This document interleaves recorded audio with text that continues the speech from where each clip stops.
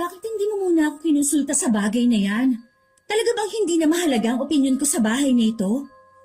Ay, alam ko naman kasi natututol ka sa plano eh.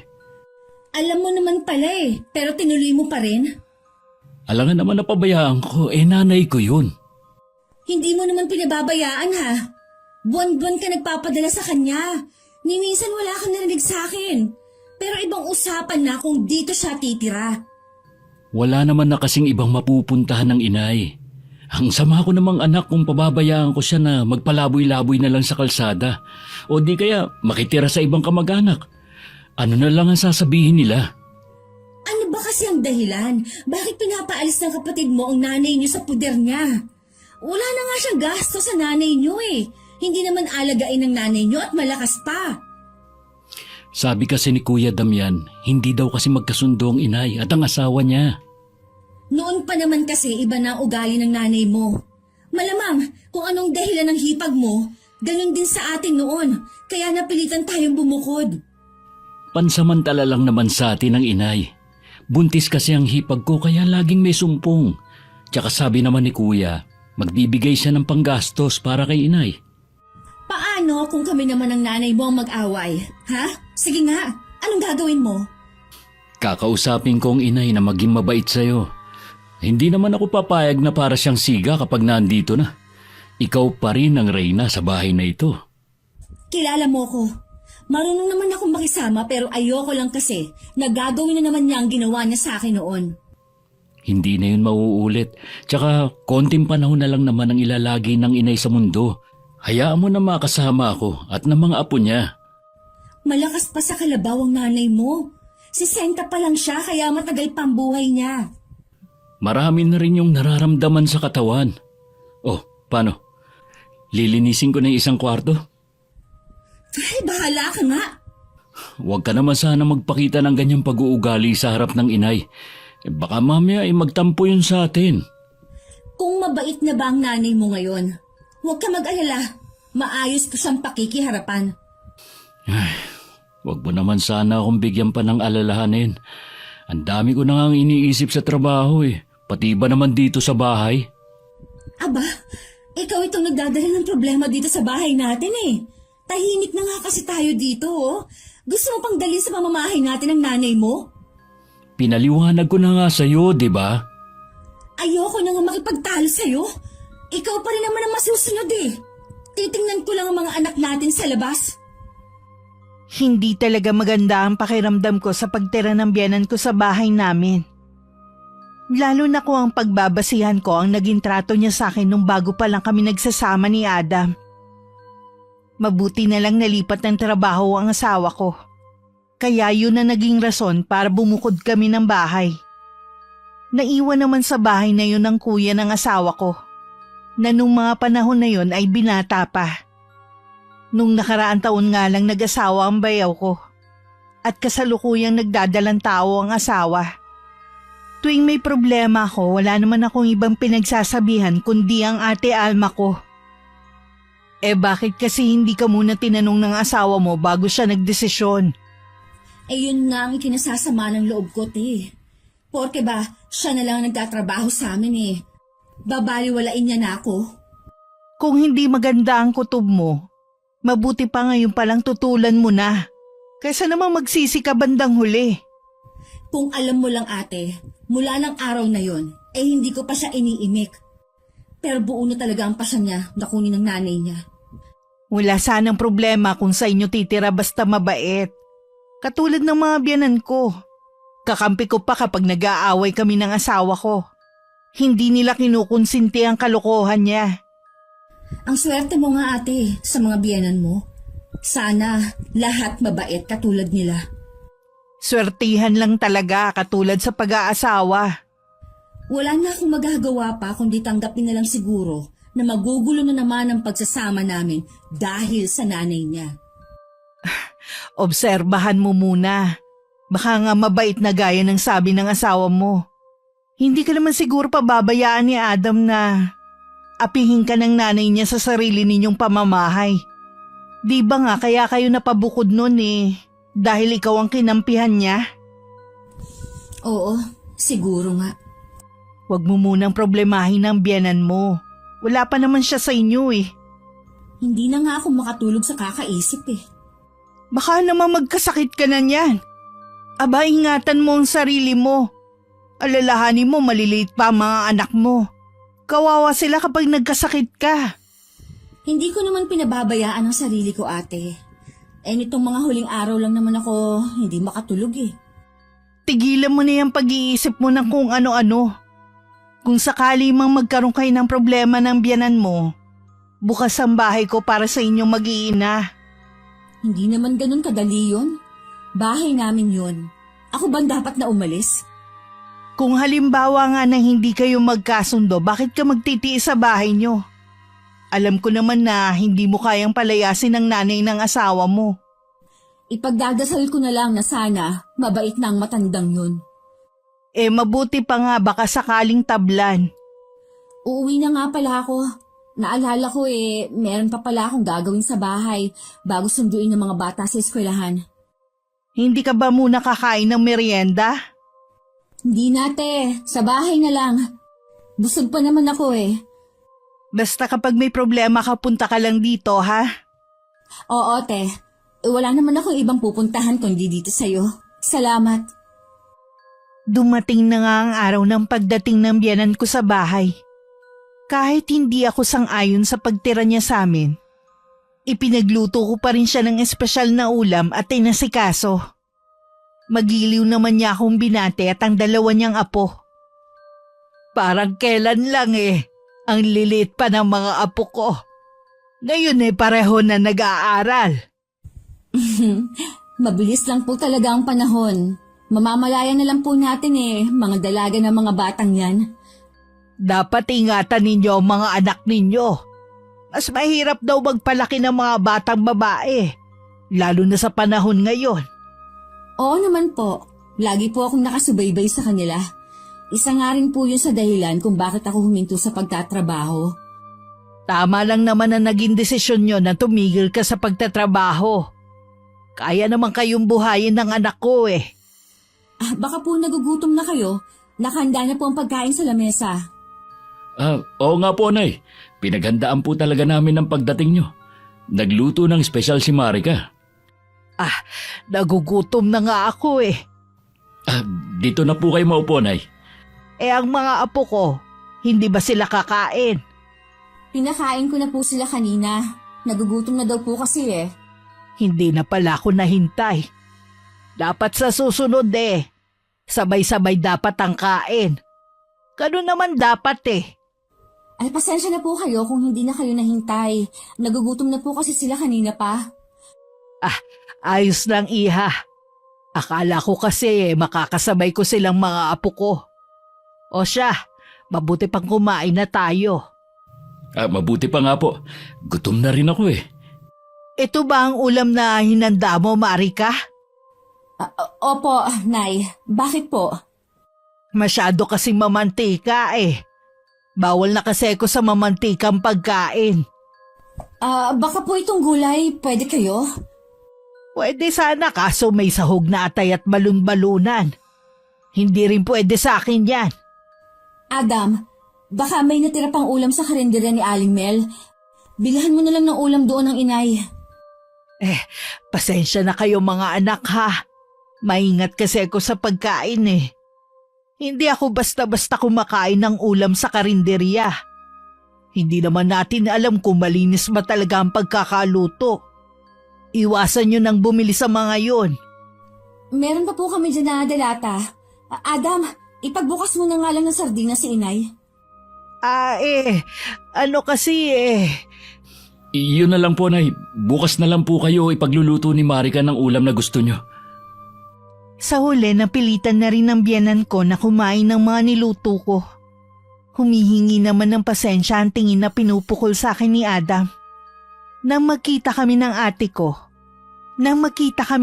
ko, ikinuwento ko sa kanya nangyari sa unang araw ng biyanan ko sa bahay. Hindi niya napigilan ng matawa. Naaawa din naman ako. Kaya kinabukasan binilhan ko ng mga pagkain pwede sa kanya. Sabi nga ni Adam, marami na nga daw talagang iniinda ang nanay niya. Yun daw ang sabi ng kuya niya. Sa ilang araw niya sa inyo, kumusta naman ang pakikitungo niya sa'yo? Okay naman. Tumutulong siya sa gawaing bahay. Nagluluto din.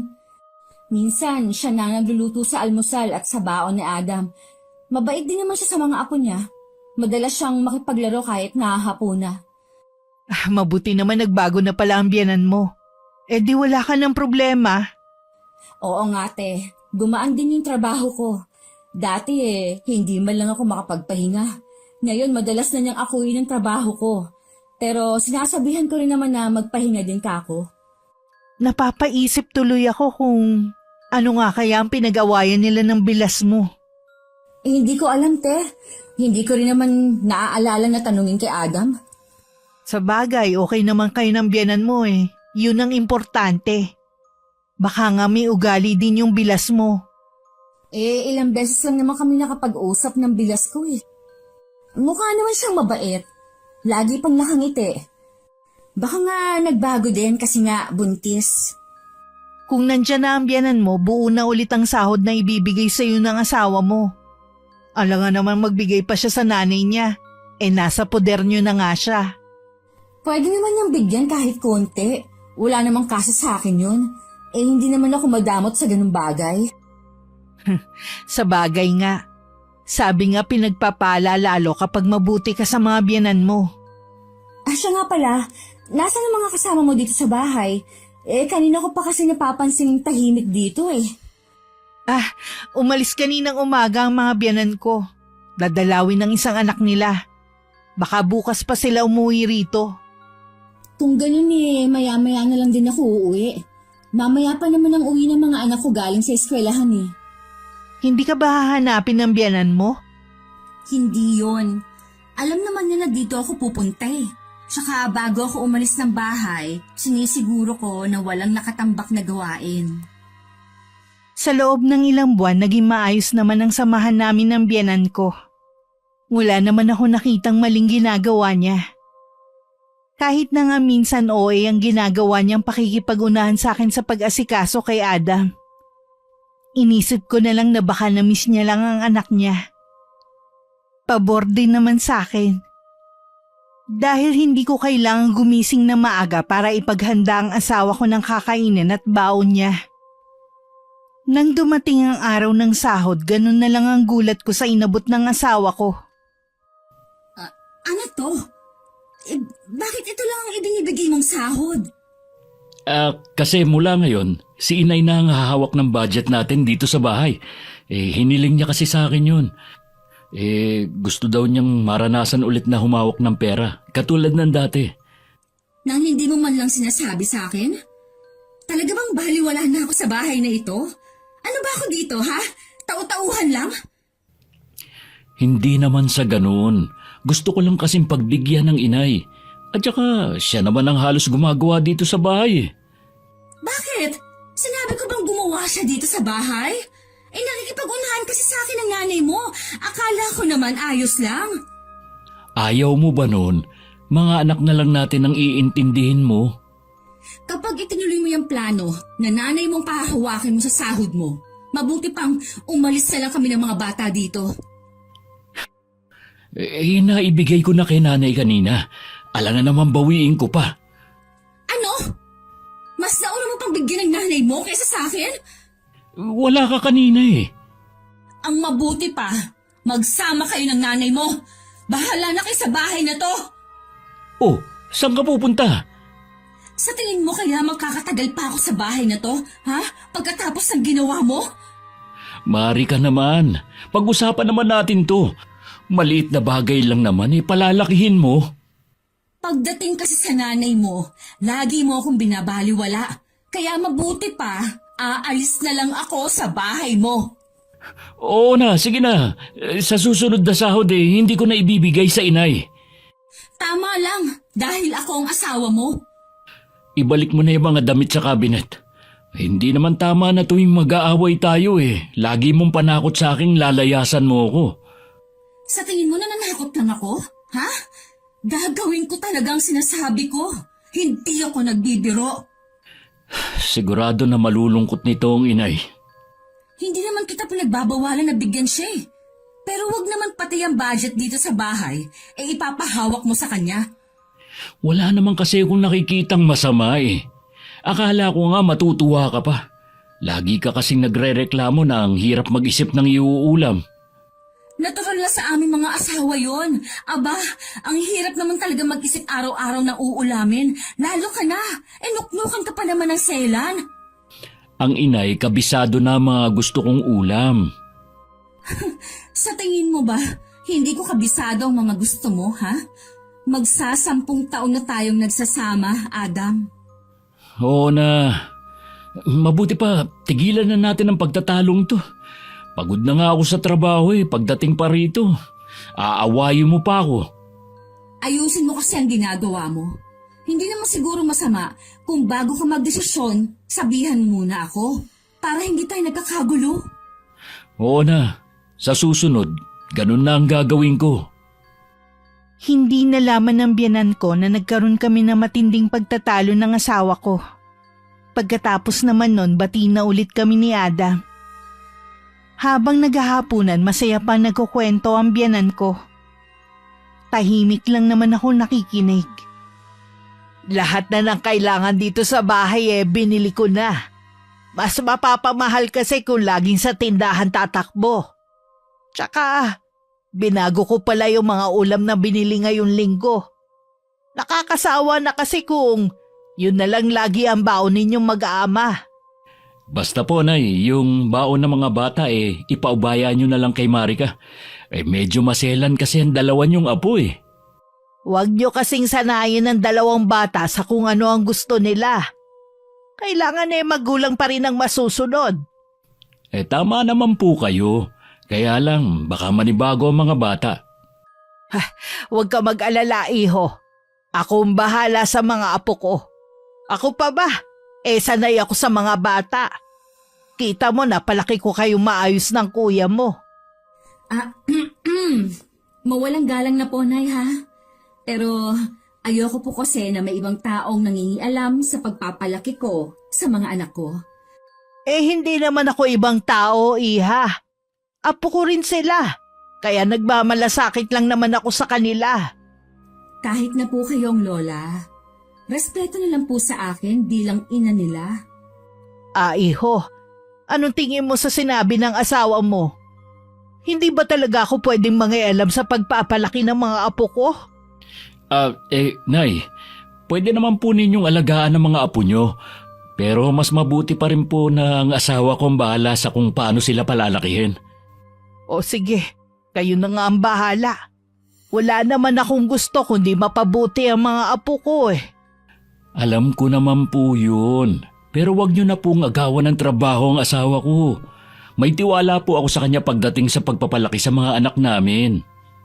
Asensya ka na, iha. Kung tingin mo nanghihimasok ako sa paraan ng pagpapalaki mo sa anak mo.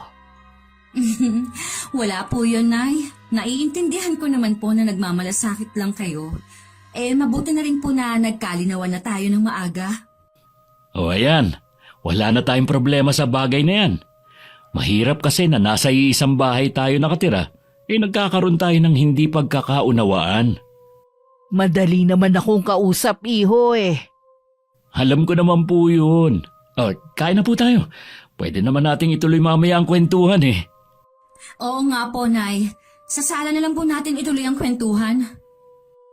Akala ko pagkatapos ng pag-uusap naming yun ng biyanan ko, totoong nagkakaintindihan na kami. Nang mga sumunod na araw kasi, siya pa rin ang nasusunod sa kung ano ang ipapabaon sa mga anak ko. Maging ang pamamalakad sa bahay ay siya na rin ang nasusunod. Nang dumating naman ang sahod ulit ng asawa ko nakala niyang siya ulit ang hahawak. Nang malaman niya na ibinigay ni Adam ang sahod niya sa akin, buong araw siyang hindi kumain at lumabas ng kwarto. Nay, buong maghapon lang daw po kayong nandito sa loob ng kwarto nyo. May sakit po ba kayo? Nagtatanong ka pa talaga sa akin ng ganyan? Kaya nga po ako nagtatanong dahil hindi ko alam ang problema nyo. Akala ko ba nag-usap na tayo? Na ako na ang hahawak ng sahod mo? Ay, yun po ba? Ang totoo po niyan, pinagtalunan po namin yan ni Marika. Hindi niya po gustong ideya na kayong magbabudget sa bahay na ito. Bibigyan ko na lang po kayo ng sarili niyong pera para mabili niyo mga gusto niyo. Huwag mo sanang kakalimutan utang mo sa akin kung nasan ka ngayon. Inalagaan at pinag-aral kita. Malaki ang naging sakripisyo ko sa inyong magkapatid. Tapos ito lang ang hinihingi ko sa iyo hindi mo pa ako mapagbigyan. Yang asawa mo, kailan mo lang yan nakilala? Samantalang ako buong buhay mong kasama. Hindi niyo naman kailangang isumbat sa akin ang bagay na yan. Naging mabuting anak naman po ako sa inyo. Kami ni Kuya. Mabuti ba ka mo? Simula na magsipag-asawa kayo, naging matigas na ang ulo ninyo. Lalo ka na. Intindihin niyo naman po ako. Si Marika naman po talaga ang may karapatan na humawak sa pera ko. Swapang talaga ang asawa mo. Noon pa ganun na ang tingin ko sa kanya. Gusto kanyang solohin pati pera mo. Hindi naman po ganun ang asawa ko. Ayos lang naman sa kanya na bigyan ko kayo. Hindi lang po talaga niya gustong inaalisan niyo siya ng karapatan sa bahay na ito. Matanda na ako. At ilang taon na lang ang itatagal sa mundong ito. Hindi man lang ninyo ako mapagbigyan. Mabuti pang mamatay na lang ako. Nay naman, huwag naman kayo magsalita ng ganyan. O bakit? Tama lang naman, hindi ba? Total hindi nyo naman ako pinapahalagahan. Yung mga sakripisyo ko sa inyo, baliwala lang pala. Hindi naman sa binabaliwala ko kayo. Kaya lang sana naman maunawaan niyo ang sitwasyon ko. Gusto niyo po ba magkahiwalay kami ng asawa ko? Nang dahil sa inyo? Hindi ko naman hiniling yun Pero sana naman kausapin mo ang asawa mo. Matuto naman kaamo siya rumespeto sa akin bilang nanay mo. Nire-respeto niya kayo. Hindi naman niya kayo sinasagot ng pabalang Ewan ko sa'yo. Mabuti pang iwan mo na lang ako mag-isa. Lumabas ka na dito sa kwarto. Hindi pa po kayo kumakain. Dadalang ko na lang kayo na makakain. Wag na. Ayoko kumain. Mas gusto ko mapag-isa. Baka magkasakit naman kayo sa ginagawa niyo. Kapag nagkataon, malaking gastos pa. Mabuti nga't nang maubos na ang perang ipinagdadamot ng asawa mo. Para naman po kayong bata niyan Nakikiusap naman po ako sa inyo. Lumabas na kayo rito. Ikaw ang lumabas. Dahil kung hindi, magbabasag ako ng mga gamit dito. Kaya lumabas ka na. Sige, tumawag na lang kayo kapag may kailangan kayo. Narinig ko lahat ng mga pinag-usapan ng asawa ko at ng nanay niya. Hindi ko malaman kung maiinis ba ako sa kanya o maaawa. May nanay din naman ako. Pero hindi gaya ng biyanan ko ang pag-uugali. Naaawa tuloy ako sa asawa ko na naiipit sa amin dalawa ng nanay niya. Ayaw talaga niyan lumabas para kumain. Hindi ko na alam ang gagawin ko. Kapag nagutom ng nanay mo, lalabas din siya. Paano kung hindi? Gusto na nga niyang mamatay na lang Baka kung ano ang gawin niya sa loob ng kwarto. Baka nasabi niya lang yun dahil galit siya. Yun nga inaalala ko Kilala ko ang inay kapag galit. Ano ang gagawin natin? Ayaw naman makinig ng nanay mo. Yan lang ba sasabihin mo, ha? Ano bang gusto mong gawin ko? Bakit parang nagagalit ka sa akin, ha? Dahil kasi sa'yo, kaya nagkakaganon ng inay. Kasalanan ko ba, ha? Kung ganyang masyadong madrama ang nanay mo, dumating lang siya, nagtagulo na tayo dito sa bahay, Sana kasi pinagbigyan mo na lang. Tutal, matanda na naman ang inay Sige, pagbibigyan ko siya, pero aalis kami ng mga bata dito. Hayang ka na naman sa pananakot mo Hindi ako nananakot. Talagang aalis kami ng mga bata. Oras na pagbigyan mo ang kapritsyo ng nanay mo. Paano kung may gawin ngang masama ang inay? Sige nga. Sinabi lang niya ang mga yun para pagbigyan mo siya. Gusto ko lang naman niyang hawakan sa leeg Ewan ko. Hindi ko na alam ang paniniwalaan ko. Kung magpapatuloy sa pangingialam ang nanay mo, mabuti pang mamili ka na lang sa aming dalawa. Wala akong pipiliin sa inyo ng inay dahil pareho ko kayong mahal. Eh kaso nga, nahihirapan ka sa aming dalawa ng nanay mo. Tapos, parang ako pa yung sinisisi mo sa nangyayari sa kanya.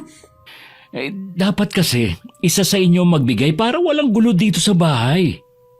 Pues, ipaglalaban ko ang karapatan ko bilang asawa mo. At kung meron mang dapat sisihin dito, ikaw yon. Dahil padalos-dalos ka ng desisyon. Oo na, kasalanan ko na. Akala ko naman kasi maiintindihan mo ko dahil may magulang ka rin. Ang mga magulang ko, hindi naman katulad ng nanay mo. Nire-respeto nila ang pagsasama natin at hindi sila pakialamerang katulad ng nanay mo. Huwag mo naman pagsalitaan ng ganyan ng inay. Bakit? Totoo naman ha. Mula nang dumating siya dito, lahat na lang gusto niyang pakialaman. Tama na nga ang pag-uusap na to. Baka marinig pa ng inay yung mga sinasabi mo eh. Lalo pang lumala ang sitwasyon natin dito sa bahay. Mabuti nga yung marinig ng nanay mo. Baka sakaling matauhan. Dahil sa kanya, lagi tayong nag-aaway. Kinabukasan, lumabas naman na ng kwarto niya ang biyenan ko. Pero hindi niya kami iniimik na mag-asawa. Pinaghanda ko pa rin siya ng pagkain niya. Nagbilin pa si Adam na ako na ang bahalang magpasensya sa nanay niya. Pero sadya yata talagang inuubos na matandang babae ang pasensya ko. Nay, meron po ba kayong gustong ipabili? Pupunta po kasi ako ngayon sa palengke. Pwede ba, Marika? Huwag kang magbait-baitan sa harapan ko. Umalis na ang anak ko. Huwag niyo naman po kaming pahirapan, lalo na po si Adam. Siya ang mas naapektuhan sa ginagawa ninyo eh. Hindi ko alam kung paano nagkagusto sa'yo ang anak ko eh. Hindi ka naman maganda. Siguro kasi ginayuma mo si Adam. Hindi ko po kailangan gawin yun. Sadyang mahal lang po namin ang isa't isa.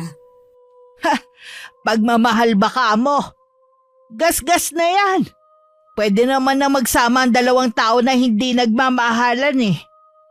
Sa tingin niyo po, anong dahilan ko para makisama kay Adam? Ano pa nga ba?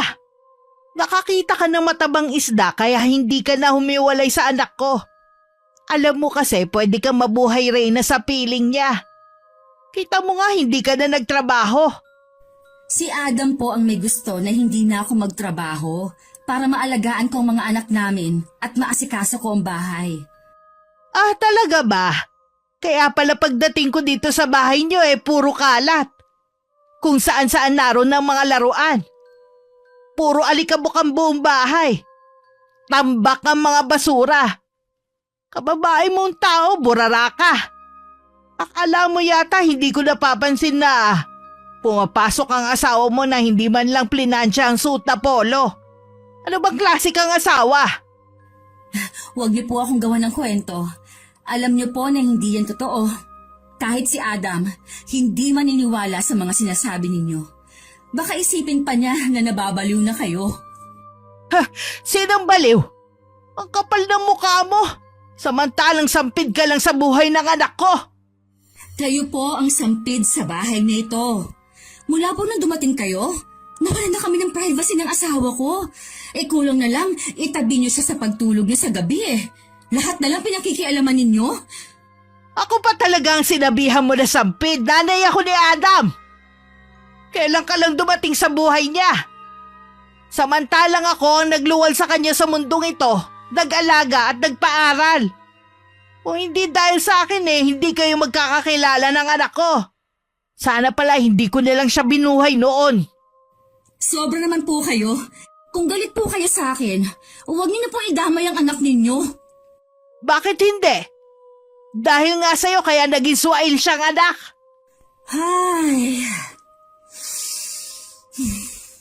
Dahil po siguro sa ugali niyong yan, kaya kayo pinaalis ng isa ninyong anak sa bahay nila. Tapos, dito naman kayo nagkakalat ng sama ng ugali ninyo. Ikaw talagang babae ka! Huwag niyo po akong pagbubuhatan ng kamay sa sarili kong pamamahay. Baka po pagsisihan ninyo, alalahanin ninyo, wala na kayong mapupuntahang iba. Sa tingin mo kaya natatakot ako sa'yo, ha? Wala kang karapatan na paalisin ako sa bahay na to. Si Adam ang nagpundar ng bahay na to, ikaw ang walang karapatan dito. Pakatandaan mo to, ha? Hanggat nabubuhay ako, hindi kita bibigyan ng katahimikan. Pagdating ni Adam noong gabi, napansin ko na parang mainit ang ulo niya. Hindi ko nalang pinansin at baka dahil lang sa trabaho. Noong gabi nagpapahinga na kami sa kwarto tsaka ako binuksan ang nangyaring pagtatalo namin ng nanay niya. Hindi ko akalaing nauna na palang nagsumbong ang nanay niya. Tinawagan pala siya habang nasa trabaho siya. Siguro kung ano-anong sinumbong ng nanay mo sa'yo. Umiiyak siya nung tumawag sa akin kanina. Sana naman kasi hindi mo nalang pinatulan. Sumusobra na kasi ang nanay mo eh. Maayos ko naman siyang kinakausap kanina. Kung ano-anong masasakit na salita ang mga sinabi niya. Bakit kailangan mo pa kasing pagbantaan na paaalisin siya dito sa bahay? Adam, hindi ko siya pinagbantaan na paaalisin. Siya nga itong ang daming sinasabi eh. Huwag mo sanang kalilimutan na ako nag-aakyat ng pera sa bahay na ito. Konting respeto naman sa nanay ko. Nanay mo ba ha? Nire-respeto ako mula nung dumating siya dito, ha? Tingin niya sa akin karibal niya sa'yo. Matanda na ang inay. Di ba sabi ko sa'yo, pagpasensya mo na lang? Pero anong ginawa mo? Pinapatulan mo. Matanda siyang walang pinagkatandaan. Gusto pa niya akong saktan kanina na kahit magulang ko hindi ginawa sa akin. Kaya napuno na ako sa kanya. Dahil nga sumusobra ka na rin sa pagsagot-sagot mo sa kanya. Kahit nga kami ni Kuya, hindi namin sinasagot ang inay kahit masasakit na ang binibitawan niya salita sa amin eh. Tapos ikaw, sasagutin mo siya sa mismong pamamahay ko pa? Talaga bang nanay mo lang ang kinakampihan mo, ha? Hindi mo man lang ba tanungin ako sa totoong nangyari kanina? Pinaniwalaan mo na agad ang mga sumbong ng nanay mo eh. Anong gusto mong gawin ko, ha? Ayunan ko ang gusto mo? Paalisin ko sa bahay na to ang nanay ko? Alam mong wala na siyang mapupuntahan. Hindi niya kailangang umalis. Basta baguhin lang niya ang ugali niya. Yang ugali mong baguhin mo. Darating din ang panahon na tatanda ka. Alam ko naman yan eh. Pero hindi katulad ng nanay mo. At huwag mo sanang konsintihin ang ugali ng nanay mo dahil matanda na siya. Hindi lahat ng matanda katulad niya. Tingnan mo na lang ang mga magulang ko. Tama na nga yung pagkukumpara mo sa mga magulang mo sa nanay ko. Kahit ano pa ang sabihin mo, nanay ko yun at mahal ko. Apektado ka dahil totoo naman ang sinasabi ko. Itong tandaan mo, hanggat hindi nagbabago yung nanay mo, walang katahimikan ang bahay na to. Hinayaan ko na lang na ang biyanan ko ang mag-asikaso sa mga gamit ng asawa ko. Mula sa pagkain na babaunin at sa mga isusuot na damit. Kesa naman makipag-unahan ako sa kanya. Habang tumatagal, nararamdaman ko ang paglayo sa akin ni Adam. Pati mga anak namin napapansin na rin yun. Hindi ko naman maipaliwanag ang sitwasyon namin sa bahay. Dahil alam kong hindi pa nila maiintindihan yun. Aba, kung ganyan naman pala ang trato sa'yo ng biyanan at asawa mo, mag-isip-isip ka na. Sa totoo lang, nakakapagod na ipaglaban ang karapatan ko bilang asawa eh. Kung hindi lang sa mga anak ko, baka umalis na lang ako eh. Tama lang na layasan mo na ang asawa mo. Alam ko naman na malakas ang loob mo eh. Humingi ka na lang ng sustento kay Adam at hayaan mo na siya sa nanay niya. Magsama silang dalawa. Iniisip ko rin kasi na baka mabago pa ang sitwasyon namin sa bahay. Mahal naman kami ni Adam eh. Naguguluhan lang siya dahil na rin sa nanay niya. Ngayon lang naman kami nagkaroon ng matinding away. Ang problema nga ang biyanan mo. Ang solusyon lang sa problema mo ang umalis ang isa sa inyo sa bahay na yon. Hindi na rin naman magbabago pa ang biyanan mo eh. Masama namang ipanalangin na mamatay na siya. Baka mauna pa ang karma sa atin. Bibigyan ko pa ng isa pang pagkakataon ng pagsasama namin ni Adam. Baka sakaling isa sa mga araw na to magbago pa ang sitwasyon namin sa bahay. Ay naku, bahala ka na nga. Basta hindi ako nagkulang ng paalala sa'yo ha. Kapag nalaman ng mga magulang natin to, panigurado, Pauuwing ka nila sa bahay. Nakikiusap naman ako sa'yo, ate. Huwag kang magkukwento sa kanila ng nangyayari sa akin. O sige, hindi ako magkukwento sa kanila. Ito lang ang tandaan mo, ha? Huwag ko lang talagang mababalitaan na sinasaktan ka ng biyanan mo. Dahil ako mismo ang susundo sa inyo ng mga bata sa bahay ninyo. Ibang usapan na kapag sinaktan niya ako, no? Baka tuluyan na mawala ang natitirang respeto ko sa kanya. Kumusta naman ang trato ng biyanan mo sa mga apo niya? Isa pa nga yan eh. Magiliw at mabait lang siya sa mga apo. Kapag kaharap si Adam, Plastic din pala ang matandang yun, no? Pati mga apo niya dinadamay pa niya. kaya nga hindi ko inaalisan ang tingin ng mga anak ko eh. Baka mamaya kung anong gawin niya. Tsaka bantayan mo rin maigi ang pagkain yung mag-iina. Baka mamaya lagyan niya ng lason. Tingin ko kasi ibang klaseng magselo sa mga biyanan eh. Mas matindi pa sa asawa. Kaya mabuti na mag-iingat ka. Hindi naman niya siguro gagawin yun. Kinakain din naman niya ang pagkain na niluluto niya. Sa bagay nga. Tsaka hindi naman niya siguro ipapahamak ang anak niya. Oh, natulala ka na dyan. Bigla ko kasing naisip yung hipag ni Adam. Para kasing gusto ko siyang tanungin eh. Baka kasi pareho kami ng naging sitwasyon kaya pinaalis nila ang biyenan ko. Di i-chat mo. Di ba okay naman kayo nun? Kumustahin mo muna ang pagbubuntis tapos tsaka mo isingit ang pagtatanong. Para hindi ka naman halata na yun talaga ang pakay mo. Mamaya, pag uwi sa bahay. Mabuti pa dito ka na lang kumain ng tanghalian. Napansin ko kasi para kang pumapayat eh. Baka hindi ka makakain na maayos sa inyo. Sino ba naman makakakain ng maayos sa bahay na yun? Tsaka mamaya na ako uuwi. Sasabay na ako sa mga bata. Hindi ko alam kung nagkakataon lang na maalat ang ulam na niluluto ng biyanan ko. Hindi naman kasi nagrereklamo si Adam sa ulam niya. Minsan naabutan ko siyang nasa kusina. Kitang-kita ko kung paano niya buhusan ng asin ng mangkok ng ulam na para sa akin. Mula nun bumibili na lang ako sa karinderya. Hindi na rin ako nagsumbong sa asawa ko para wala na lang gulo. Oh, bakit ka pa bumibili ng lutong ulam? Meron naman dito sa bahay. Mas okay na yon kaysa naman magkasakit ako sa bato. Ha? Anong ibig mong sabihin? Kaya pala nagtataka ako kung bakit maalat ang ulam ko palagi. Dahil ang nanay mo, nahuli kong nilalagyan ng maraming asin. Kung hindi mo gusto ang luto ng inay, hindi mo na kailangang gumawa ng kwento. Hindi ka na naman naniniwala sa akin. Alam ko naman na galit ka pa rin sa kanya eh. Pero sana naman, wag mong... Oh, ano naman to? Tingnan mo, para maniwala ka sa akin. Kinuhanan ko ng video ang ginagawa ng nanay mo. Wala naman sana akong balak sabihin eh. Kaya lang, ang nanay mo nagbibida-bida na naman para siraan ako. Ganun lang? Wala ka man lang bang gagawin, ha? Hindi mo man lang ba pagsasabihan yung nanay mo? Oh, baka hindi ka pa maniwala niyan, ha? Marika, pasensya. Hindi ko alam kung bakit to ginawa ng inay eh. Kailangan pala talaga eh, no? Na lagi ako may ebidensya para naman ako ang paniwalaan mo. O ngayon, ano ang gagawin mo? Ako na ang humihingi ng pasensya sa ginawa ng inay sa'yo. Kung gusto mong bumili ng ulam mo kapag wala ako rito sa bahay, bahala ka na. Bibigyan pa kita ng pambili. Ganun lang? Wala ka man lang bang gagawin, ha?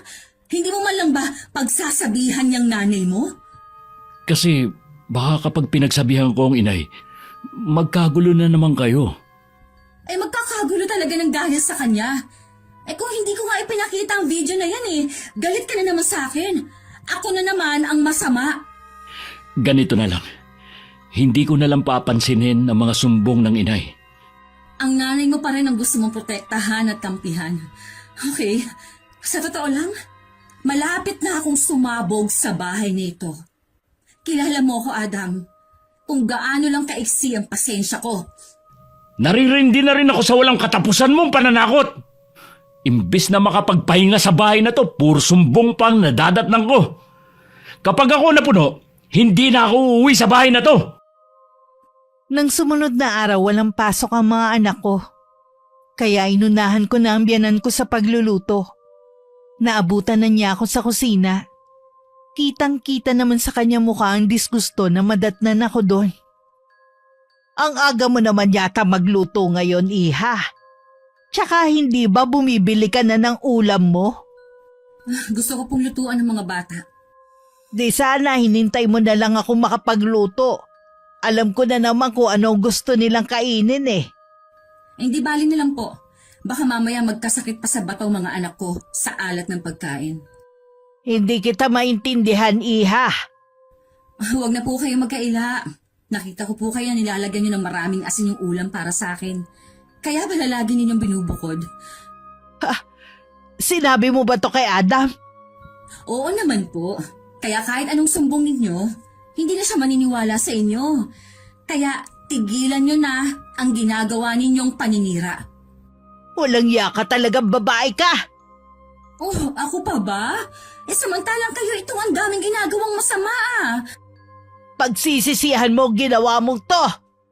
Sinisiguro ko sa'yo sa gagawin ko, hihiwalayan ka na ng anak ko.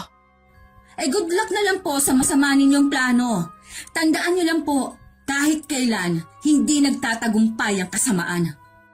Ikaw ang masama dito. Huwag po kayong sumigaw. Natatakot po sa inyong mga bata, oh. Wala akong pakialam. Nabibwisit na rin ako sa mga anak mo. Tuwing nandito sa bahay wala nang ginawa kundi ang mag-ingay at magkalat.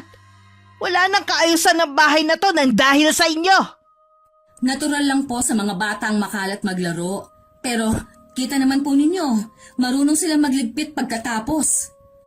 Ang alam ko lang nagmana sa'yo ang dalawang batang yan. Kaya tama lang na isama mo sila sa pag-alis mo sa bahay na to. Mga apo po ninyo ang pinagsasalitaan niyo ng ganyan? Ni konti po ba? Wala kayong pagmamahal sa kanila? Hindi ko apo ang mga batang yan. Kaya wala akong pagmamahal sa kanila. Ngayon ko pinagsisisihan kung bakit ako pumayag na tumira kayo dito. Kayo palang sisira sa pamilyang iniingatan ko ng ilang taon. Sa ayaw at sa gusto mo, dito talaga ako titira. Dahil hindi ako kayang pabayaan ng anak ko. Tapos na po ako magluto. Kayo naman po ang magluto ng pagkain ninyo. Sakto lang kasi sa amin ang mga anak kong pagkain na niluto ko O mga anak, doon na lang tayo sa kwarto kumain. Mula nang magkasagutan kami ng biyenan ko, iniwasan ko na siya. Hindi na rin ako sumasabay sa kanila ng asawa kong kumain. Lagi kong dahilan, busog pa ako.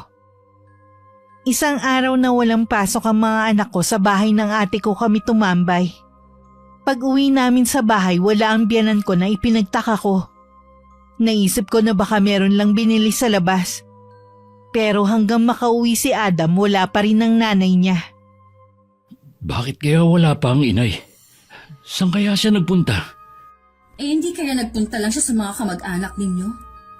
Wala kaming kamag-anak na malapit dito. Hindi pa kayo nag-away na naman ng inay? Pansin mo naman na umiiwas na ako. Pagkatapos sa mga gawain ko dito sa bahay, doon na ako sa kapatid ko tumatambay.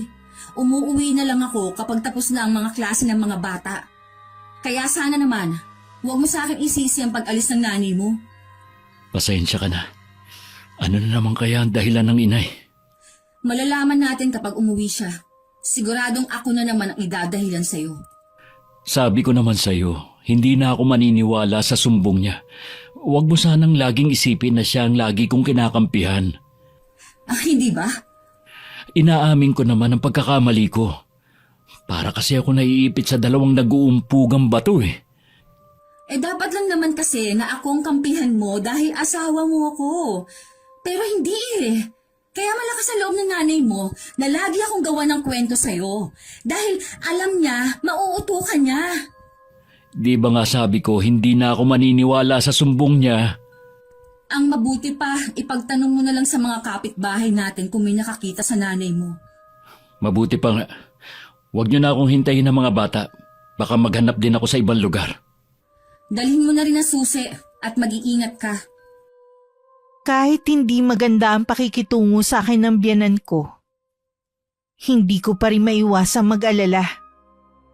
Hiling ko pa rin na makauwi siya ng ligtas sa amin. Pero inabot pa ng 3 araw bago siya natagpuan sa kabilang barangay. Na marumi at may mga sugat. Isang residente doon na nagatid sa kanya sa bahay namin. Paano kayo nakarating sa kabilang barangay? Bakit hindi kayo umuwi rito? Sinadya ko talaga na huwag na umuwi rito. Mas maiga pang magpalaboy-laboy na lang ako kaysa sa may bahay nga. Iba naman ang turing sa akin. Nay naman, huwag niyo na pong uulitin ang ginawa niyo ha. Kung alam niyo lang ang pag-aalala ko. Nireport ko pa nga sa mga pulis ang pagkawala niyo eh. Ang daming naghahanap sa inyo. Ay, salamat sa Diyos at ligtas kayong nakauwi. Aalis din ako sa bahay na to. Hindi ko kayang tumira sa isang bubong kasamang asawa mo. Lahat naman ginawa ko na. Pero hindi pa rin niya ako matanggap. Si Marika na naman po ang dahilan. Nagtalo po ba kayo bago kayo umalis? Handa kong tiisin ang ugali niya, pero hindi ang mga apo ko. Masakit sa akin na pati mga bata walang respeto sa akin bilang lola nila. Ano po ba ang ginawa ng mga anak ko sa inyo? Narinig kong sinasabi ng asawa mo sa kanila na huwag ako ituring na lola nila. Ang lolo't lola lang daw nila ay yung mga magulang ni Marika. Kaya kahit kailan, hindi nila ako ginagalang kapag kami lang ang narito. Kita mo naman kung gaano ko sila kamahal, hindi ba? Mababait at magagalang ang mga anak ko. Paanong nangyaring naging basto sila sa inyo? Mga bata pa kasi sila. Hindi pa nila alam ang tama at mali. At isa pa, sumusunod lang sila sa nanay nila. Pangangaralan ko po sila. Hindi pwedeng lumaki silang walang modo. Hayaan mo na lang. Hindi na rin naman ako magtatagal sa bahay na to. Nay, hindi po kayo aalis sa bahay na to. Hindi ko kayo papayagan. Kailangan ko na sigurong tanggapin na tapos na ang tungkulin ko bilang ina niyo ng kuya mo. Wala na akong silbi. Pamigat na lang ako sa inyo. Huwag niyo pong sabihin yan. Kailangan ko pa kayo. Aayusin ko po ang gulo dito sa bahay natin. Bahala ka, anak. Basta hindi na magbabago ang desisyon ko. Ang mabuti pa po kumain na muna kayo. Ito po ang lugaw. Ito po muna para hindi mabigla ang tiyan nyo. Salamat, anak. Ang bait mo talaga. Lumabas ako dahil may binili lang ako sa may tindahan. Nagbilin lang ako sa mga bata na sa kwarto lang muna. At huwag mag-iingay dahil baka nagpapahinga ang biyanan ko. Nasa may pintuan pa lang ako, narinig ko na ang malakas na palahon ng 2 bata. Napatakbo ako papasok sa kwarto. Nadatnan kong pinapalo ni Adam ng sinturon ng mga anak namin. Nang makita ko ng 2 bata, agad silang tumakbo at yumakap sa akin. Hoy! Bakit mo pinapalo ang mga anak natin? Dinidisiplina ko lang ang mga anak natin. Lumalaki silang sutil Ano bang ginawa nilang mali? Nagtatanong ka pa. Walang dapat sisihin dito, kundi ikaw. Kaya nga ako nagtatanong dahil hindi ko alam ang ginawa nilang mali. Kaya pala umalis ang inay dahil sa kanila. Binabastos nila ang lola nila. Naniwala ka na naman sa sumbong ng nanay mong sinungaling. Huwag mong matawag-tawag na sinungaling ang nanay ko. Itong mga anak mo dapat ang pinangangaralan mo. Sa tingin mo kaya aalis ang inay nang walang dahilan? Maayos ang pagpapalaki ko sa mga anak natin. Kaya wag na wag magsasalita ng masama ang nanay mo sa mga anak ko. At ikaw naman, walang isang salita. Sabi mo, hindi ka na maniniwala sa mga sumbong ng nanay mo. Bakit ngayon? Halos patayin mo na sa bugbog ang mga anak natin. Hindi ko to gagawin kung wala silang ginawang mali. Tumigil ka na! Mula ngayon, wag na kayong lalapit ng nanay mo sa mga anak ko. Hindi kita mapapatawad sa ginawa mong to. Ako ang ama nila. May karapatan din ako sa kanila. Wala kang karapatang pagbawalan ako na lumapit sa kanila. Sa palagay mo kaya, pagkatapos ng ginawa mo, ipagkakatiwala ko pa sa'yo mga anak natin? Ha? Doon ka sa nanay mo? Total, uto-uto ka naman. Mga anak, Huwag mo silang lalapitan. wag mo naman silang ilayo sa akin. Sa tingin mo dahil sa ginawa mo, hindi pa sila lalayo sa'yo? Pwede mo naman sana silang kausapin Patawarin niyo ako. Yan na lang lagi ang sinasabi mo. Nakakasawa na. Pagod na ako. Dahil sa nararamdaman kong galit at sama ng loob, sinugod ko sa kwarto niya ang biyanan ko. Kasunod ko naman si Adam na pinipigilan ako. Napabangon naman mula sa pagkakahiga ang nanay niya at takot na nagsumiksik sa dulo ng higaan niya. Adam, paalisin mo ang babaeng yan dito! Baka kung ano ang gawin niya sa akin! Tigilan niyo po ang drama niyo. Kapag wala si Adam, lumalabas ang tunay niyong pagkatao. Hindi pa magaling ang inay. Baka kung mapano siya. Matagal na ako nagtitimpi sa inyo. Ha? Nagpaparahaya na nga ako para wala ng gulo. Tapos pati ang mga anak ko gagawa mo ng kwento? Pasasamain mo sa harap ng ama nila? Ano kasing lola ka? Adam, palabasin mo na yung babaeng yan dito! Parang awa mo na! Tumigil ka sa pakunwari mong pag-iyak. Sa susunod na idamay mong muli ang mga anak ko, hindi ko na palalampasin. Nakikiusap naman ako sa'yo. Magsama kayo ng nanay mo! Marika, teka lang. Adam, hayaan mo na siya. Mas kailangan kita. Ayos lang po ba kayo? Natatakot ako sa kanya. Hindi ka po sasaktan ni Marika. Nagalit lang siya dahil nasaktan ko mga anak namin. Dahil ba sa akin kaya mo yung nagawa sa mga apo ko? Gusto ko lang naman silang disiplinahin. Wala namang kasalanan ng mga apo ko kundi ang ina nila. Magtapat nga po kayo. Binastos ba kayo ng mga anak ko? Adam, kasi Nay naman, napalo ko ang mga anak ko dahil akala ko binastos kayo. Bakit kailangan pati bata idamay niyo sa galit niyo kay Marika? patawarin mo ko, anak. Huwag niyo akong daanin sa pag-iyak. Dahil sa inyo, posibleng lumayo sa akin ang loob ng mga anak ko. Aalis na lang ako sa bahay na to. Hindi po kayo aalis dito. Huwag niyo nang dagdagan sana ang mga problema ko. Ang hiling ko lang po, makipag-ayos na kayo kay Marika. Hindi ko alam kung kaya ko. Kung hindi kayo makikipag-ayos, habang buhay ng magulong pamilyang ito.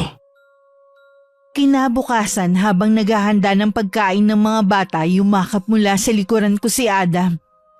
Paulit-ulit din niyang ibinubulong ang paghingi ng kapatawaran. Nangako pa siyang babawi sa amin ng mga bata.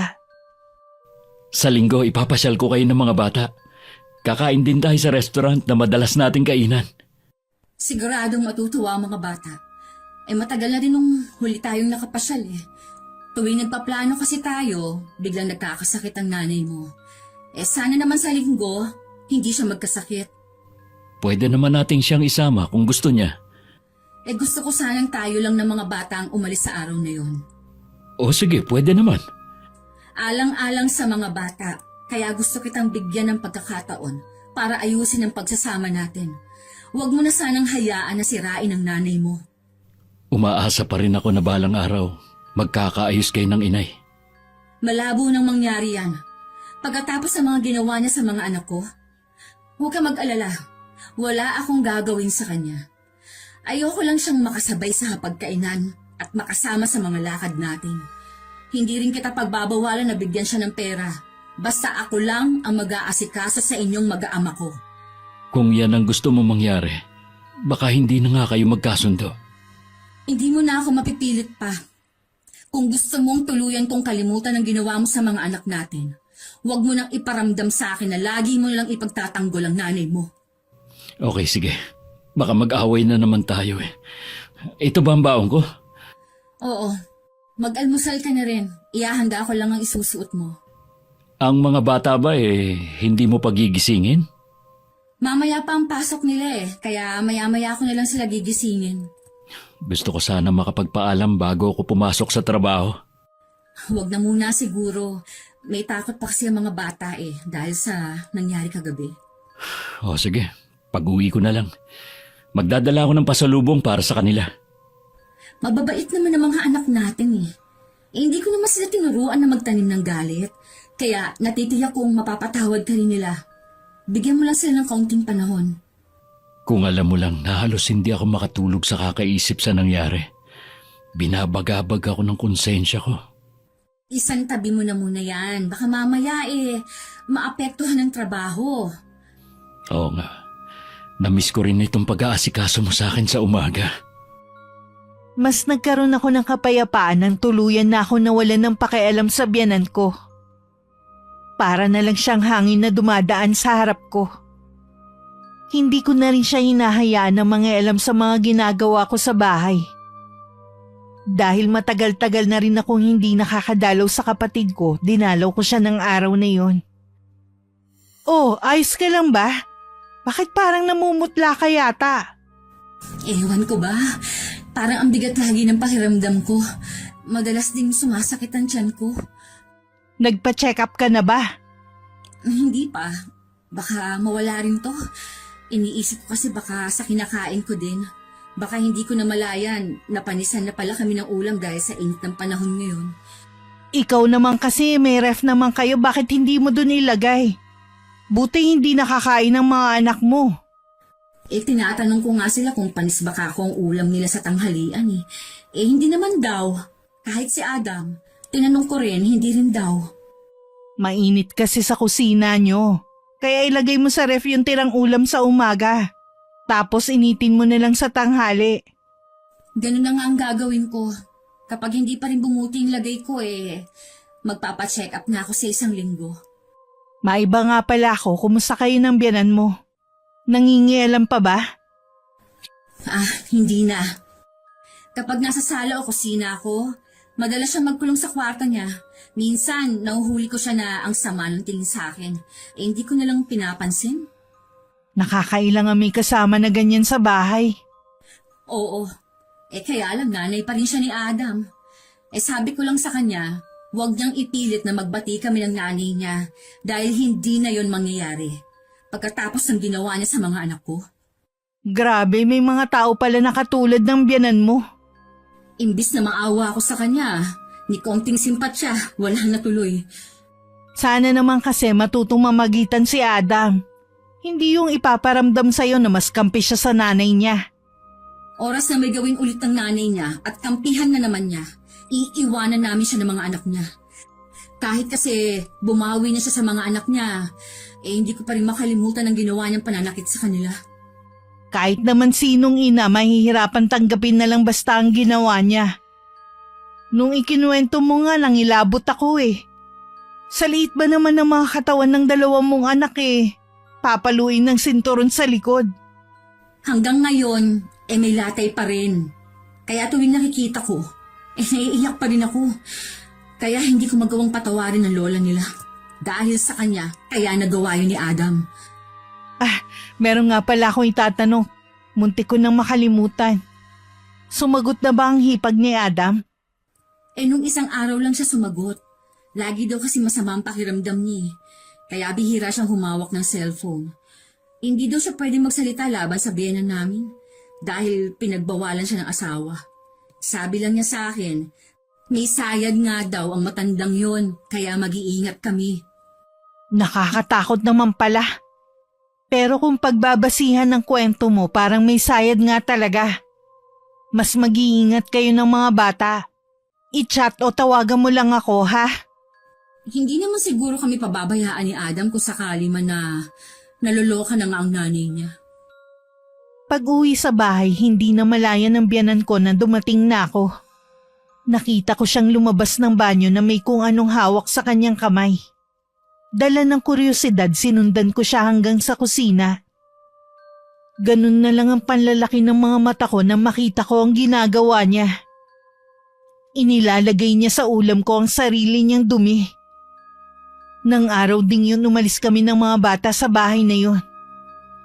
Kahit ang kapatid ko hindi makapaniwala sa nalaman ko. Doon na rin kami pinuntahan ni Adam. Ano bang kalokohan to, Marika? Sa tingin mo kaya maniniwala ako sa mga sinabi mo? Alam ko namang mahirap paniwalaan pero nagsasabi ako ng totoo. Nasaan ang ebidensya mo? Wala akong ebidensya dahil nabigla rin ako sa nasaksihan ko. Ang mabuti pa, umuwi na kayo ng mga bata sa bahay. Magharap-harap tayo ng inay. Hindi kami uuwi hanggat nandun ang nanay mo. Baka mas matindi pa doon ang gawin niya. Anong gusto mo, palayasin ko ang sarili kong ina? Wala akong pakialam. Basta ayoko na makasama ang nanay mong nakakadiri. Kung hindi kayo uuwi sa atin, wala akong sustentong ibibigay sa inyo. Hindi ako natatakot kung hindi ka magbibigay. Bahala ka na sa buhay mo. Magsama kayo ng nanay mong baliw. Huwag mong tatawagin baliw ang nanay ko. Wala ka talagang galang. Pagkatapos ng mga ibinigay ko sa'yo, ito pa ay gaganti mo. Asawa mo ko. Kaya wala kang karapatan na isumbat sa akin ang mga ibinigay mo. Ang mabuti pa, umalis ka na lang. Umuwi ka na sa nanay mo. Bakit ba ang tigas ng ulo mo, ha? Pamilyado na rin ang ate Alma mo. Dito pa talaga kayo magsusumiksik, samantalang may sarili tayong bahay. Kung ayaw umalis ang nanay mo sa bahay na yon, edi tayo ang bumukod. Ipaubaya mo na sa kanyang bahay na yon. E total, lagi mong bukang bibig na wala siyang ibang mapupuntahan. Hindi ganun kadali ang gusto mong mangyari. Ang hirap magsimula muli. Walang imposible kung gugustuhin natin. Kesa naman kasama natin ang nanay mo, hindi ko alam kung ano pa ang pwede niyang gawin eh. Nakikiusap ako sa'yo. Isipin mo naman ang mga bata. Kaya nga umalis kami doon dahil iniisip kong kapakanan nila. Kaya ka ba matatauhan na meron kakaiba dyan sa nanay mo, ha? Kahit ano pa ang sabihin mo, nanay ko pa rin siya. Matanda na naman siya. Intindihin mo na lang. Ikaw lang naman na nakakaintindi sa nanay mo. Di kayo na lang ang magsama. Basta, buo na ang pasya ko na hindi kami uuwi. Patuloy pa kami sa pagtatalo nang awatin na kami ni Ate Alma. Pinauwi niya na muna ang asawa ko at sinabihang tsaka na lang bumalik. Pero yun na ang huling sandali na nagpakita sa amin si Adam. Hanggang sa dapuan ako ng kakaibang sakit. Ano nga kaya ang sakit mo? Bakit lahat ng doktor sinasabi na wala kang sakit? Mga mahihina yata ang mga doktor na tumingin sa'yo Namamanas ka na nga Ang laki pa ng tiyan mo na para kang buntis. Hindi ba nila nakikita na hirap ka na? Lahat na yata lang kamalasan na sa lukon Hindi ako naaawa sa sarili ko, kundi sa mga anak ko. Hindi ko na sila maasikaso Nakausap ko nga pala ang mga magulang natin. Sinabi ko na ang sitwasyon mo. Kung hindi ka raw mapagaling ng mga doktor, umuwi na lang kayo ng mga bata sa atin. Mabuti pa nga siguro. Wala na rin mang pakialam sa amin si Adam. Isa pa yung asawa mo. Pinuntahan ko nga sa bahay nyo. Yung nanay ang humarap sa akin. Ipinagtabuyan lang ako at sinabi na wala nang pakialam sa inyo ang asawa mo. Totoo nga siguro. Kahit mga anak niya, hindi na niya naaalalang dalawin man lang. Kapag nakauwi na kayo sa atin, magiging maayos na ang lagay ninyong mag-iina. Salamat ate. Hindi mo kami pinabayaan ng mga anak ko. Sino pa ba ang magdadamayan kundi tayong magkapatid? Sige na, matulog ka na. Ilang gabi ka ng puyat. Bumawi ka na ngayon ng tulog. Nahihirapan kasi akong matulog Tuwing mahihimbing na ako. Tsaka naman na parang merong bumubulong sa akin. Imahinasyon mo lang yun dahil nga may sakit ka. Pakiramdam ko ba parang sinusundo na ako ni kamatayan? Lagi kasi akong nakakakita ng itim na dumadaan sa harapan ko. Kaya nga ayokong pinapatay mong ilaw. Lagi naman ako nandito.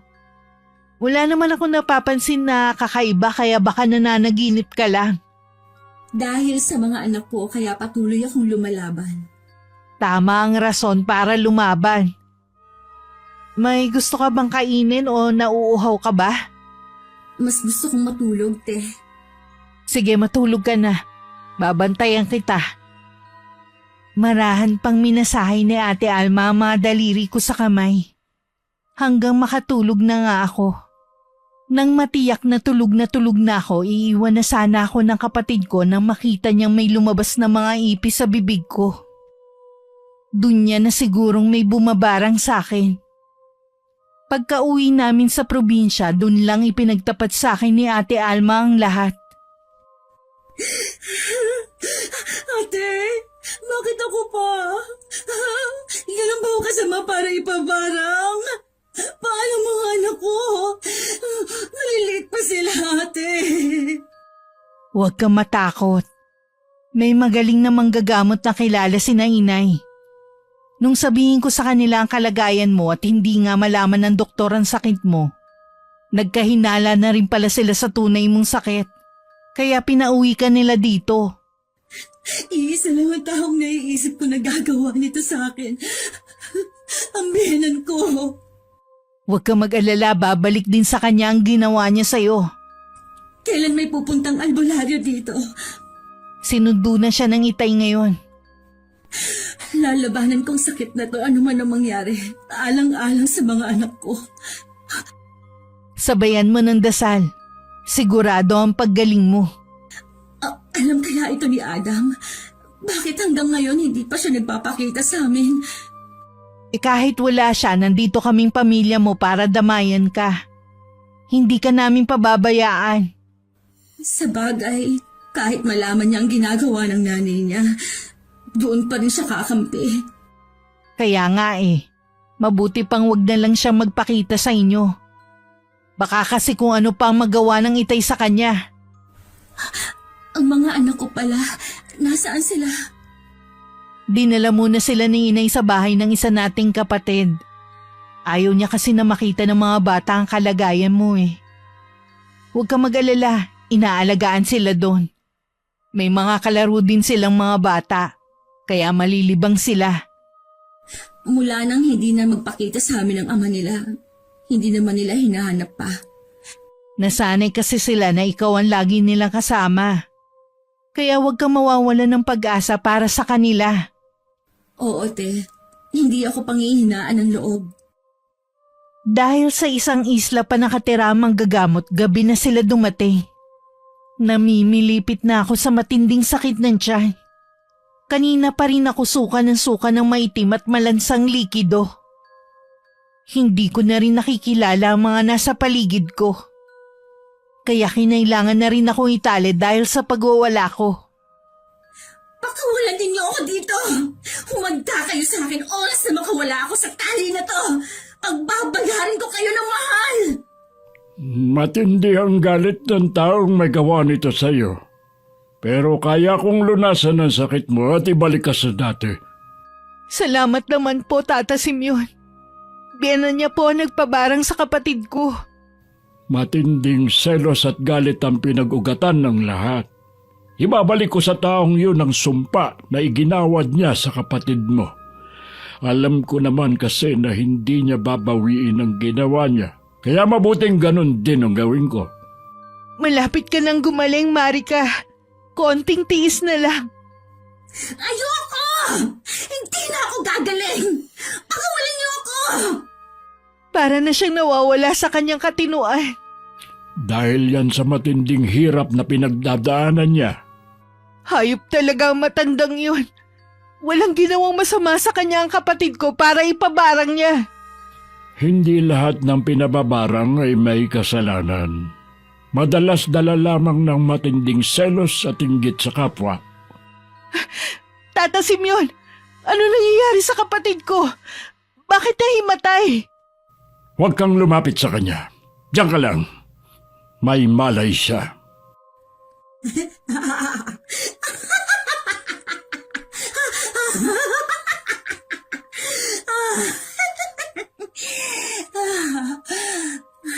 Ate Alma, lumapit ka sa akin. Huwag kang matakot. Nay, Tay, bakit po nandyan lang kayo sa may pinto? Lumapit po kayo sa akin. Para na talaga siyang nababaliw. Alam kong hawak mo ang babaeng ito. Kilala na kita kung sino ka. Mahusay ka pero mas malakas pa rin ang kapangyarihan kong taglay. Pagsisisihan mo ang ginawa mo sa babaeng ito. Isang Latin ang inusal ni Tata Simeon. Palakas din ng palakas ang pagbigkas niya sa bawat salita. Para bang nakikipagtalo siya sa isang nilalang na tanging siya lang ang nakakakita.